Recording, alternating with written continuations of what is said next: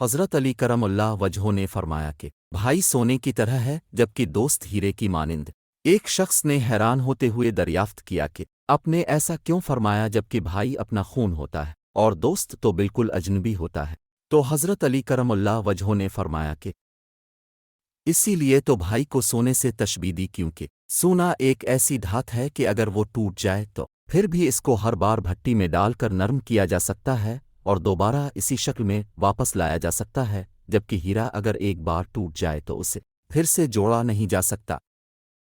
بالکل اسی طرح بھائی جتنی بار بھی خفا ناراض ہو جائے پھر بھی اس کو منا کر پہلے جیسا راضی کیا جا سکتا ہے اور وہ سب کچھ بھول کر پہلے کی طرح محبت سے پیش آتا ہے، جبکہ دوست اگر ایک بار کسی بات پر ناراض ہو جائے اور اس کے دل میں بال آ جائے تو نہ صرف اس کو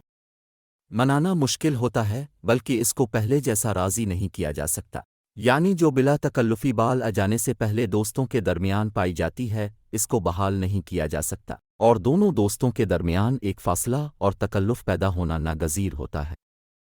اور اگر وہ تعلق نہ بھی توڑیں تو پھر بھی وہ بات نہیں رہتی اور دونوں دوستوں کا ایک دوسرے پر اعتماد باقی نہیں رہتا، اور پہلے کی طرح اعتماد کے فقدان کی وجہ سے اب وہ ہر بات ایک دوسرے سے شیئر نہیں کرتے۔ حضرت علی کرم اللہ وجہہ نے مختصر گفتگو فرمائی تھی،